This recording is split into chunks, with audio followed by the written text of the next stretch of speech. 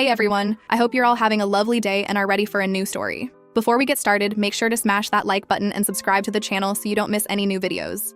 So I'm gonna try to keep this somewhat organized, but honestly, my brain has been going at like 900 miles per hour for the past few weeks, so bear with me if I jump around a little. I was with Tate for almost a year and a half. Not married, no kids. But we were at that point where like half my stuff was at his place and half his stuff was at mine. You know that weird in-between where you're basically living together, but nobody has officially said we're living together. He had a drawer at my place. I had a whole shelf in his bathroom. My conditioner, my face wash, my entire skincare routine was sitting on his bathroom counter, and he never said a word about it. That felt like something. That felt like we were building toward something. I should back up though, because none of this makes sense without context on who Tate actually is as a person. We met through my friend Mira, who was dating his roommate at the time. Classic double date setup that I almost said no to because Mira has terrible taste in men, and I figured if this was her boyfriend's friend, then the apple probably didn't fall far. But Tate was different, or at least he played different really well. Like I mentioned once in passing, that I liked this specific brand of hot sauce, some small batch stuff from this place in New Mexico, and 2 weeks later it showed up on his kitchen counter. He remembered I hated olives and would pick them off my food before I even noticed they were there. We lived in Duluth, which if you've never been, is this weird, beautiful little city wedged between hills and Lake Superior, where the weather tries to kill you 8 months out of the year, and everybody acts like that's normal. I grew up about 40 minutes north in this tiny Iron Range town, where the main street has a bar, a gas station, and a church. And that's basically it. My mom still lives there in the same house I grew up in, this old split-level place where the front steps are cracked, and the garage door only opens if you kick it at the bottom first. The heating bill in winter is insane, but she won't leave because my dad built the deck out back before he passed when I was 19, and she sits out there every summer like he's still coming home. It's just her and my younger brother Finley, who's 20 and still figuring out what he wants to do with his life. He works odd jobs and crashes at mom's between whatever his latest plan is. I'm close with both of them, talk to my mom almost every day, and Finley texts me memes at 3 in the morning because the kid does not sleep. Tate knew my family. He'd come up for dinners at my mom's house, helped Finley haul firewood one weekend before the first freeze, sat on that deck drinking coffee and talking to my mom about the pines that needed trimming along the property line like he actually gave a damn. Everyone in my life thought I'd finally found a good one. And I believed it too, because why wouldn't I? Everything pointed to this being real. Okay, so here's where it starts going sideways. About 3 months before all this went down, Tate started going to this new gym. He'd always been active, played hockey in a beer league with his friends, which is like the thing guys do up here, ran sometimes when it was warm enough to not freeze your lungs. But the dedicated gym thing was new. And I'm not one of those people who gets weird about their partner working out. Like, good for you, get those gains or whatever. But he started going a lot, like 5-6 days a week, sometimes twice a day. And he was being weird about his schedule. Before the gym phase, he was predictable. I always knew roughly where he was and when, not because I was tracking him, but because we just talked throughout the day like normal couples do. But suddenly there were these gaps. He'd say he was going to the gym at 7 and then not respond to anything until 10:30. And when I'd ask what took so long, he'd say he ran into someone or stayed to do extra sets or whatever. I didn't push it. I told myself I was being paranoid and insecure and that this was just his new thing and I should be supportive. So I was. I asked him about his workouts, told him he looked good. He did, annoyingly, and tried to be the chill girlfriend because God forbid a woman in 2025 express concern without being called crazy, right? But then other stuff started shifting. He started picking fights about nothing. And I mean, nothing. Like one time I texted him asking if he wanted me to grab dinner for us on my way over, and he went off about how I was always planning things for us and he needed room to just exist without a schedule. I was literally asking about picking up tacos. Another time I asked if he wanted to come up to my mom's that weekend, and he said he needed a weekend where he wasn't performing for my family. Performing? My mom literally just asks how he's doing and feeds him. That's the whole performance. The fights got worse and more frequent. Every conversation turned into me apparently doing something wrong. I was texting too much. I was being clingy. I was asking too many questions about where he was. I was making everything about us when he needed to focus on himself. And each time I'd try to actually talk about it, like sit down and have an adult conversation about what was going on with us, he'd shut it down. He'd say I was overanalyzing everything, and that not every mood he had was about me, and I needed to stop making his emotions my responsibility. And look, I hear that, and part of me thinks, okay, maybe he has a point, maybe I am being too much. Because that's what happens, right? When someone tells you you're the problem, enough times you start wondering if maybe you are the problem. So I pulled back. I stopped texting first. I stopped suggesting plans. I stopped asking about the gym. I gave him the space he said he needed, and you know what happened? He got mad about that too. Said I was being cold and distant and passive-aggressive. So I'm too much and too little at the same time? Make it make sense. This went on for weeks. My mom noticed something was off because I stopped mentioning Tate as much during our phone calls. She asked me straight up one night if everything was okay with us, and I lied and said, yeah, we're just both busy with work. I didn't want to worry her.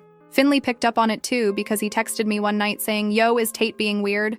Or is it just me? And apparently Tate had left him on red for like 2 weeks, which was unusual because they had this ongoing group chat thing with memes and random stuff. Then came that Friday. I went over to Tate's place after work because we'd made loose plans to order food and watch something. Nothing major. His apartment was in this old building near the hillside 3rd floor, the kind of place where you can hear the pipes banging whenever someone on the 2nd floor runs their shower. When I got there, he was already in a mood. I could tell from the second I walked in because his bag was sitting by the front door, like a packed overnight bag just sitting there, and he was moving around the apartment with this energy like he was about to leave. I asked him what was going on, and that's when he hit me with it.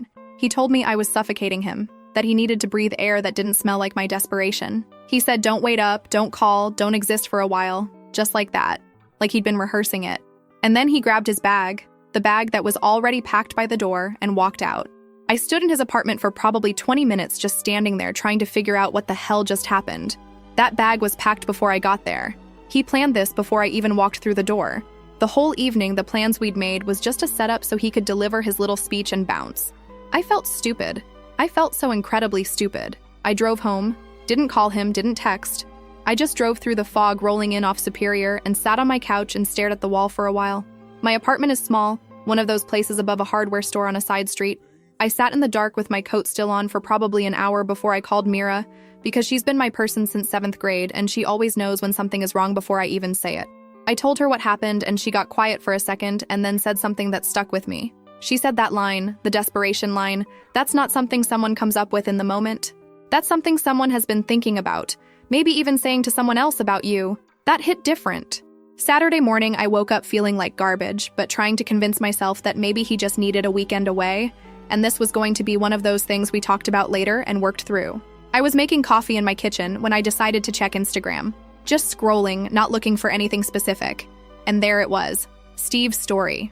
Steve is Tate's best friend since high school, one of those ride-or-die bromance situations where they finish each other's sentences and think everything the other one does is hilarious.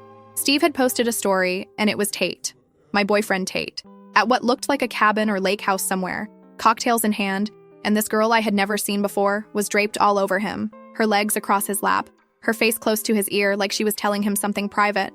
They had matching drinks, those bright-colored frozen things, and they looked comfortable.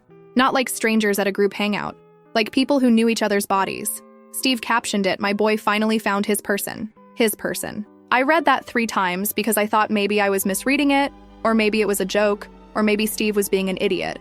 Which honestly wouldn't be unusual for Steve because the man has the emotional intelligence of a parking meter. But no, the caption was clear, the photo was clear, and my boyfriend who told me my desperation smelled bad was 2 hours away at some lake house looking like he was in a couple's photo shoot. I screenshot everything, the story, the caption, the whole thing. I sent Tate the screenshot. No words, just the image. Waited. He read it almost immediately, which meant he was up and he was on his phone and he was choosing not to have already texted me good morning or anything. His response came fast and it made me want to throw my phone. He told me to relax, that she was nobody, just a group trip, and then called me a psycho for this behavior. Psycho. For looking at a publicly posted Instagram story that his friend put up. I didn't hack his phone. I didn't show up unannounced. I didn't do anything except look at social media like every other human on the planet, and somehow I'm the psycho.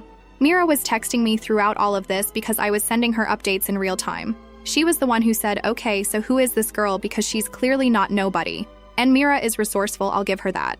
She went through Steve's followers, cross-referenced some tagged photos from the gym Tate had been going to, and within maybe 2 hours, we had a name, Juliet. Worked at the same gym Tate had been hitting 5 and 6 times a week for the past 3 months. The gym that suddenly became his whole personality. The gym that made him unavailable for hours at a time. I want to be clear about something. I didn't go full detective mode on my own. Mira is just one of those people who knows how to navigate social media like it's her second language, and she was mad. She found Juliet's Facebook through a tagged photo on someone else's profile from some gym group fitness event. And that's when things got really interesting because Juliet's Facebook said in a relationship and it wasn't with Tate. She had a boyfriend. His name was Daryl. 3 years together based on their anniversary post from a few months back. Photos of them at a Twins game down in Minneapolis. Photos of them at some 4th of July thing on someone's property with sparklers and a bonfire. A long caption from Daryl on her birthday calling her the love of his life with all these specific details about their relationship that you could tell he really meant. This man was in love with this girl, and his girlfriend was currently 2 hours away with her legs across my boyfriend's lap, while Steve broadcasted it to the whole internet. I sat with that information for about an hour. I know some people would have just left it alone. I know the whole mind your business crowd would say this isn't your fight and you should just walk away and focus on yourself. And maybe that's the mature thing to do. But I wasn't feeling mature. I was feeling like if my whole world was about to blow up, then the person who helped light the match should probably know his house was on fire too. I found Daryl's profile, took every screenshot I had, the story with Tate and Juliet at the lake house, Steve's caption about Tate finding his person, and I put it all together and sent it to Daryl with one message. Something like, I thought he should know where his girlfriend really was this weekend. And then I put my phone down and went to take a shower because I was shaking and I needed hot water and I needed 5 minutes where I wasn't looking at a screen. I didn't hear anything back for a few hours, and I started thinking, maybe Daryl didn't check his messages from strangers. Maybe it went to his filtered requests. Maybe he saw it and didn't believe some random girl sending him screenshots. That happens, right? Someone sends you proof your partner is cheating, and your first instinct is to decide the messenger is lying because the truth is too much to deal with. But Sunday morning, my phone started going off, and it wasn't Daryl. It was Tate. And he wasn't just mad. He was losing it. Screaming through the phone so loud I actually had to pull it away from my ear. He was going off about what did I do and that I ruined everything and that Daryl had driven the 2 hours to the lake house and showed up that morning and it was bad. Like really bad. Tate said he had cuts, that things got physical, that Daryl came in and it went sideways fast. He was calling me insane, asking if I was happy now, saying this was all my fault. And I stood in my kitchen listening to this man scream at me because his choices caught up to him. And somehow in his brain, the person to blame was me. Not himself for cheating, not Juliet for lying to her boyfriend of 3 years. Me, because I told the truth. Mira called me right after because apparently the story was already spreading through their whole circle. Steve had deleted the original post, but people had already screenshot it. Mira told me Steve's girlfriend Kaya was furious because she had no idea Tate was bringing another girl, and Kaya thought it was just the guys going to someone's family cabin for the weekend. So now Steve was in deep trouble with Kaya because he'd been covering for Tate this whole time, and got caught because of his own dumb Instagram story. The irony of Steve's social media stupidity, taking down the whole operation, was honestly the one thing that made me almost laugh through all of this. So yeah, that's where I'm at. Tate is telling everyone I'm unstable, and that I sicked Daryl on him like some kind of attack dog. His mom called my mom and said I should be ashamed of myself, which is a whole other layer of mess I'll get into in the next update because my mom did not take that call quietly. Daryl apparently isn't done and has been reaching out to people in Tate's circle asking questions about how long this was going on. Juliet has gone completely silent on everything. Steve and Kaya are fighting. And I have about 47 unread messages from people who apparently all have opinions about what I did. I'll update when I can because honestly, this thing is still unfolding. You know what keeps getting me? The way he flipped the entire script. This man cheated, got caught because his own boy is a social media liability, and somehow she's the villain. He really called her a psycho for looking at Instagram. Dude, it's a public story. That's like robbing a bank on live TV and then getting mad the news reported it. I'm sorry, but the "you're suffocating me" era of boyfriends needs to be studied. Because it's never, I need space to work on myself. It's, I need space to work on someone else. And I need you to feel guilty enough to not ask questions. Every girl I know has been the too much girlfriend for a man who was simply doing too much behind her back. If he's calling you clingy, he's clearing his schedule. Period. And honestly, the best friend posting the evidence on social media is sending me to another dimension. Like the universe really said, oh, you want to play? Let me hand deliver the receipts through the dumbest person in your friend group. You cannot write this stuff. The trash truly does take itself out. It just sometimes needs a little help from a guy with zero critical thinking skills and a Wi-Fi connection. First update. Okay, so a lot has happened since my last post, and I've been trying to figure out how to even organize all of this because it's been chaos. Some of you in the comments were asking for an update, and honestly, I needed to write this out anyway because keeping it all in my head was making me feel like I was gonna explode. So here we go. After that Sunday phone call where Tate was screaming at me about Daryl showing up at the lake house, I didn't hear from him for about 2 days. Nothing. Complete silence. Which was weird because this man just screamed at me like I'd committed a federal crime and then just went quiet. I figured he was either dealing with the aftermath of Daryl's visit, or he was strategizing because Tate is the kind of person who doesn't go quiet unless he's figuring out his next move. He's not a sit in his feelings type. He's a what angle do I play this from type. During those 2 days, though, the chaos was happening everywhere else. Let me break down what was going on because there were like 4 separate fires burning at the same time. First fire, Steve and Kaya. So remember Steve posted that Instagram story that started this whole thing with the caption about Tate finding his person? Well, Kaya, Steve's girlfriend, did not know that Juliet was going to be at this lake house weekend. Steve told Kaya it was just a guy's trip. Him and Tate and a couple other friends from their hockey league going to someone's family cabin near Brainerd. That was the story. Kaya was fine with it because Steve does these trips a few times a year and it's never been an issue. But now Kaya found out that not only was Juliet there, but Steve knew about Juliet and Tate for weeks, maybe months, and had been actively helping cover for them. Mira got all of this from Kaya's friend Leia, who she knows through some mutual thing from years back. Leia told Mira that Kaya was beside herself because it wasn't just that Steve lied about who was on the trip.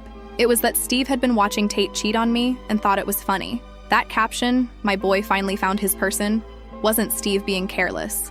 That was Steve being entertained by the whole situation. He thought it was content. He thought his best friend sneaking around with a girl from the gym, while his actual girlfriend sat at home, was amusing enough to put on Instagram for everyone to see. Kaya was taking that personally because if Steve thought cheating was funny when his friend did it, what exactly did that say about Steve? Second fire, Tate's mom and my mom. So I mentioned at the end of my last post that Tate's mom called my mom. Let me give you guys the full picture on this because it's important.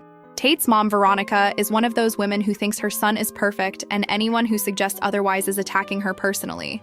She raised Tate alone after his dad walked out when Tate was like 6 or 7. From what Tate told me early on, his dad just left one day, moved to Wisconsin with some woman, and basically never looked back. Sent birthday cards for a few years, then stopped.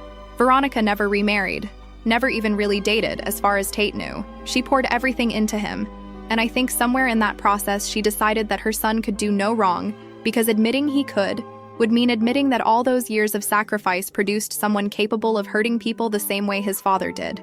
I'd met her maybe 5 or 6 times over the course of our relationship, and every single time she made me feel like I was auditioning for a role I'd never actually get. She was polite, but in that Minnesota nice way where someone is smiling at you while making it very clear you're not quite good enough. She made comments about my hair once, asked me if I'd ever considered highlights, because it would brighten my face. She asked my mom what she did for work in this tone that made it sound like whatever the answer was, it would be disappointing. My mom picked up on it immediately because my mom is not the kind of person who lets stuff slide. She just files it away and waits. So when Veronica called my mom on that Sunday night after everything went down, she came in hot. Told my mom that I had ruined her son's life, that I was vindictive and immature, that sending those screenshots to Daryl was dangerous and reckless, and that Tate could have been seriously hurt, and that was on me. She said I needed to learn that when a relationship ends, you walk away with dignity, and you don't try to burn everything down on your way out. My mom let her talk. She told me later she let Veronica go on for a solid 3 minutes without interrupting, which for my mom is an act of extreme restraint, because this woman does not bite her tongue for anyone. And then my mom said something along the lines of, "So your son cheated on my daughter, lied to her face, told her she was desperate, ran off to a cabin with another woman whose boyfriend didn't know either, and your problem is that my daughter told the truth?" She said, "Veronica, if your boy didn't want consequences, maybe he shouldn't have done something worth having consequences for."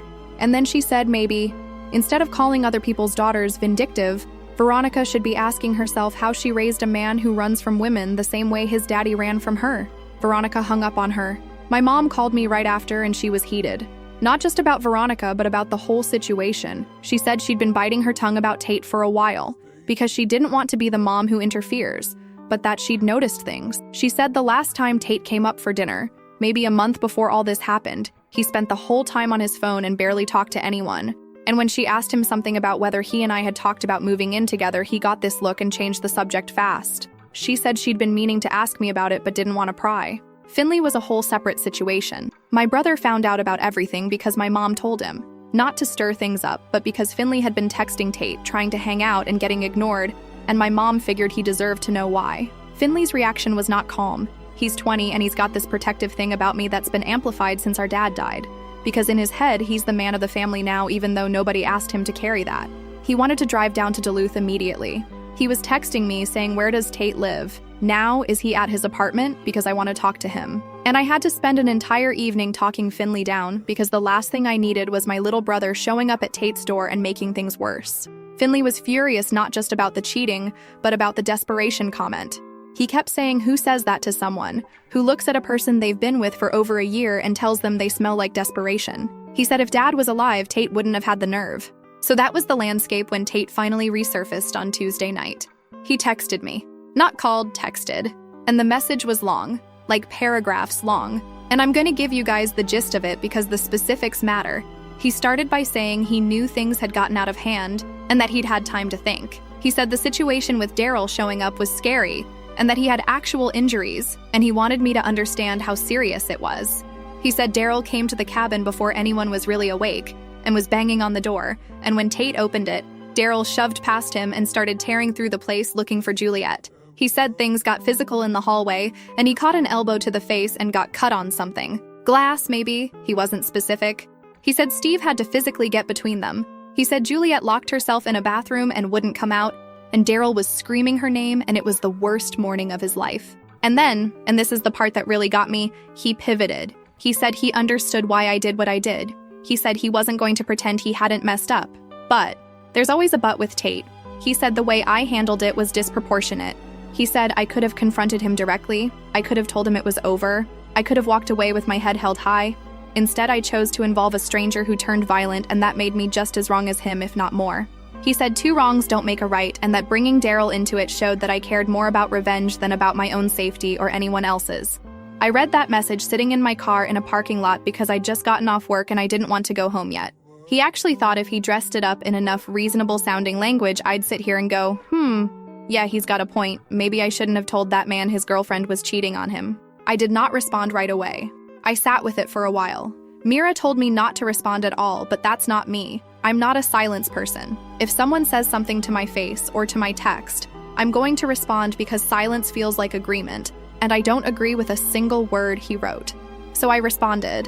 I told him let's start with the fact that he packed a bag before I even got to his apartment on Friday, which means this whole weekend was planned while he was still making dinner plans with me. I said the desperation line wasn't something he said in frustration. It was a rehearsed exit speech designed to make me feel small enough to not ask questions while he left. I said he doesn't get to cheat on me and then lecture me about proportionate responses because proportionate would have been if I'd driven 2 hours myself and caused a scene at that cabin. All I did was send a man some screenshots. What Daryl did with that information was Daryl's choice and Tate's problem, and neither of those things are my fault. I told him if he didn't want chaotic consequences, he shouldn't have created a chaotic situation. And I told him the thing that Mira said, that the desperation line was something he'd been saying about me to someone else, and the only person who would say that to their partner's face is someone who's already checked out and has another person telling them they deserve better. He responded fast, too fast, which meant he was sitting there waiting for me to answer. He said I was twisting things and that the bag was packed because he'd been thinking about taking some time alone, and it had nothing to do with Juliet until Steve suggested she come along last minute. He said the whole thing with Juliet started recently, only a few weeks, and it wasn't serious. He said he had been confused and felt trapped in our relationship, and instead of dealing with it, he made a stupid choice. I told him to stop. I said 3 months. The gym stuff started 3 months ago. The schedule changes, the fights over nothing, the pulling away. That wasn't a few weeks of confusion. That was months of lying to my face while he figured out whether the new option was worth leaving the old one for. I told him he didn't feel trapped. He felt like he had a choice, and he needed time to comparison shop without telling either of us we were being compared. He went quiet after that for about 20 minutes. Then he said he wanted to talk in person. He said texting was making everything worse and that we owed it to each other to have a real conversation face to face. I said fine. Not because I owed him anything, but because I wanted to look at him when he tried to sell me this story about a few weeks of confusion. There are things you can hide in a text that you can't hide when someone is sitting across from you, and I wanted to see every single thing his face did when I asked him questions. We met Thursday evening. Not at his place, not at mine. There's this diner off the highway heading toward Two Harbors. One of those places that's been there forever with the vinyl booths and the laminate tables. I picked it because it was public and because it wasn't a place that meant anything to us. I didn't want to have this conversation surrounded by memories. I got there first, sat in a booth by the window where I could see the parking lot. When Tate pulled in, I watched him sit in his truck for a few minutes before coming inside. He had a mark on his face, kind of near his eyebrow, mostly healed but visible. He sat down across from me, and the first thing he did was ask me how I was doing, like we were old friends catching up. I told him to skip the small talk and say what he came to say. He started talking, and I let him go for a bit because I wanted to hear his version without interrupting. He said the thing with Juliet started at the gym and it was just talking at first, and then it became texting, and then it became something else, and he knew it was wrong, but by the time he realized what was happening, he was already in it. He said he didn't know how to tell me. He said he was planning to tell me that weekend, that the whole reason he was going away was to clear his head and figure out how to have that conversation with me. He said the packed bag was about getting distance so he could think, not about running to Juliet. I let him finish, and then I asked him one question. If Steve hadn't posted that story, when exactly was he going to tell me? Because he'd had 3 months of opportunities. 3 months of me sitting across from him at dinner, lying next to him in bed, showing up at his apartment with food, and he chose every single day to keep lying. So what was different about next week, or the week after, or the month after? What was the magic amount of space that was finally going to make him honest? He started saying something about how he knew he was going to hurt me, and he was trying to find the right way and the right time. And I cut him off because that's not a real answer. There's never a right time to tell someone you've been cheating. There's only sooner and later, and he picked later every single time. Then I asked about the desperation comment. I told him that line lives in my head, that I replay it constantly. And I wanted to know if that was something Juliet said about me, or if he came up with that on his own. Because that wasn't a normal breakup line. That was a specifically cruel thing to say to someone, and I wanted to know where it came from. He said nobody told him to say it, and that he was frustrated and it came out wrong. I told him frustrated people say I need space. Frustrated people say I need a break. Nobody who is just frustrated tells the person they've been with for a year and a half that they need to breathe air that doesn't smell like their desperation. That's not frustration, that's contempt. And contempt comes from somewhere. He got uncomfortable at that point. Started messing with the sugar packets on the table, rearranging them. He said he didn't mean it the way it sounded and that he'd been in a bad headspace and took it out on me. I told him that's a really convenient thing to say after the fact, but it doesn't unsay it. Those words are just in my brain now, and they're going to be there for a long time, and he doesn't get to decide how I carry them just because he claims he didn't mean them. We went back and forth for almost an hour. He kept trying to steer the conversation toward the idea that what I did by contacting Daryl was a separate issue from what he did with Juliet. He wanted to treat them as two different problems, his cheating and my response, and discuss them with equal weight. Like they were somehow comparable. Like me telling the truth and him lying for months existed on the same moral level. I wasn't having it.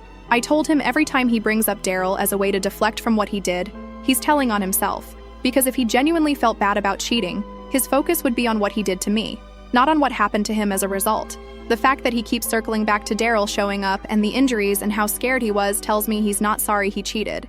He's sorry he got caught in a way that had consequences he couldn't control. Then he said something that actually surprised me. He said Juliet told him Daryl had been controlling and possessive and that their relationship was basically over, and she was just waiting for the right time to leave. He said he thought he was helping her get away from a bad situation. He was actually sitting across from me in this diner trying to frame himself as some kind of rescue mission. Like he wasn't a guy who was cheating, he was a guy who was saving a woman from her mean boyfriend. And the crazy part is I think he actually believed it. I think Juliet sold him that story and he bought it wholesale because it made him the hero instead of the villain. I asked him if it ever occurred to him that the woman who was lying to her boyfriend of 3 years might also be lying to him. He didn't answer that. By the end of it, we were both exhausted and nothing was resolved. He asked me if there was any chance we could work through this, and I told him no. Not because I'm trying to be dramatic, but because I can't be with someone who looked me in my face for 3 months and lied every single day and then blamed me for the fallout when it collapsed. I told him I'd come to get my stuff from his apartment this weekend and he said fine. What I didn't tell him at the diner was that I already knew more than he thought I did. Because while Tate was giving me his cleaned up version of events, Mira had been talking to Leia, who had been talking to Kaya, who was in the middle of her own fight with Steve, and Steve, who was apparently trying to save his own relationship, had started telling Kaya things. Details about how long Tate and Juliet had actually been together. About trips they'd taken that I didn't know about. About conversations Steve had witnessed where Tate talked about me like I was a problem he was managing. But I'll get into all of that in the next update because that conversation with Kaya and Steve opened up a whole new level of this mess that I wasn't prepared for. Plus, I still need to tell you what happened when I went to get my stuff from Tate's apartment and what Finley did when he ran into Tate at the gas station near my mom's town. You guys, this story has more layers than I even realized when I started writing, and I promise the next update is going to make some of you scream. Every single cheating man has the same speech saved in his notes app. I was going to tell you. I just needed time. It wasn't serious. Girl, they all say this. Every single one. It's like they share a Google Doc of excuses and just fill in the blanks. And the I was confused part, oh, I love that one. You weren't confused, babe. You knew exactly what you were doing. Confused people don't go to the gym 6 days a week. Confused people don't pack overnight bags. Confused people don't rehearse cruelty. You were decisive. You just don't like the word for what you decided. And the audacity of trying to frame cheating as a rescue mission is genuinely the funniest thing a man has ever done. Like, sir, you really believed that you were the knight in shining armor in this story. A girl who's been lying to her own boyfriend for 3 years fed you a sob story and you swallowed it whole because it made you feel like the good guy. That is a man's ego writing checks his brain cannot cash. She played you like a violin and you sat there thinking you were the composer. And the mom, Veronica. Oh, Veronica. Girl really called someone else's mother to defend a man who cheats the exact same way his daddy left her. Like, ma'am, the call is coming from inside the house. Your son is doing the thing that ruined your life and you're on the phone yelling at the wrong woman. That is a level of denial I could not reach with a ladder and a helicopter. Last update. All right, last update. So I mentioned at the end of my last post that Steve had been spilling details to Kaya trying to save his own relationship and that I hadn't told Tate what I knew yet. Let me get into that, because what Steve told Kaya changed everything about how I understood the past year of my life. Kaya and Steve had a massive fight the Monday after the lake house weekend. Steve was doing the whole, "It's not my business what Tate does" thing, and Kaya wasn't buying it. She kept pushing, and Steve, because he is genuinely not smart enough to lie under pressure, started letting things slip. He told Kaya the thing with Juliet wasn't a few weeks like Tate told me at the diner. It started back when Tate first joined that gym, which was 3 months before everything blew up. But Steve said there was a stretch before that, where Tate was already talking about Juliet, constantly. Like months before anything supposedly happened, Tate was bringing her up. "Oh, this girl at the gym said this. Oh, this trainer has the funniest stories." All casual, like he was just making conversation. Steve estimated the actual timeline was closer to 5 months total. 5 months, not 3, not a few weeks. 5 months of this man lying to my face every single day while I picked olives off his food and asked if he wanted tacos. But that wasn't even the worst part. Steve told Kaya that Tate had talked about me during those months in a way that made Kaya uncomfortable even hearing about it secondhand. He said Tate would complain about me being boring, that I was too easy, too predictable, that being with me felt like a chore he kept doing out of habit. He said Tate once told Steve that I loved him more than he loved me, and that it made him feel like he was settling. Steve apparently laughed at this at the time. Just laughed and moved on like his friend casually destroying the person who trusted him was just locker room talk. Leia relayed all of this to Mira, and Mira called me from her car because she was too mad to type it. She was going off about Steve being just as bad as Tate because what kind of person watches their friend talk about their girlfriend like she's disposable and says nothing? I agreed, but honestly, in that moment, I was stuck on the settling part, because that explained the desperation comment. He didn't say it in frustration. He said it because that's genuinely how he saw me. Someone who loved him too much. Someone whose feelings were an inconvenience. The air that smelled like my desperation was him describing what it felt like to be loved by someone he didn't love back and resenting me for it instead of just being honest and leaving. I decided I needed to confront Tate with this directly because I was not going to let him keep walking around telling people the cleaned up 3 weeks version when the reality was 5 months and a whole campaign of talking about me like I was nothing. Saturday, I went to his apartment to get my stuff. Finley drove down with me because after the gas station thing, Finley ran into Tate getting gas near Mom's town earlier that week. Tate tried to do the "hey man, how's it going" thing, and Finley told him to his face that he was a coward and that their dad would have been ashamed to sit across from him. Tate apparently just got in his truck and left without saying anything. My brother insisted on coming. He waited in the car, which I appreciated because I needed him close, but not in the room. Tate's apartment looked different. My shelf in the bathroom was already cleared off. He'd put all my stuff in a cardboard box by the door like he was returning a library book. The conditioner, the face wash, a hoodie I'd left there, some earrings from the nightstand, everything in a box. I picked it up and I could have just left, could have walked out and been done, but I put the box down and told him we need to talk about what Steve told Kaya. He got this look, annoyed, like I was bringing up something inconvenient. He asked me what Steve said and I told him, 5 months. The comments about me being boring, the settling comment, all of it.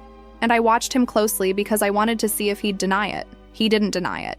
He said Steve was exaggerating and taking things out of context and that guys talk shit sometimes and it doesn't mean anything. I told him, okay, so you did say those things, you just think they don't count because you were saying them to your buddy and not to me?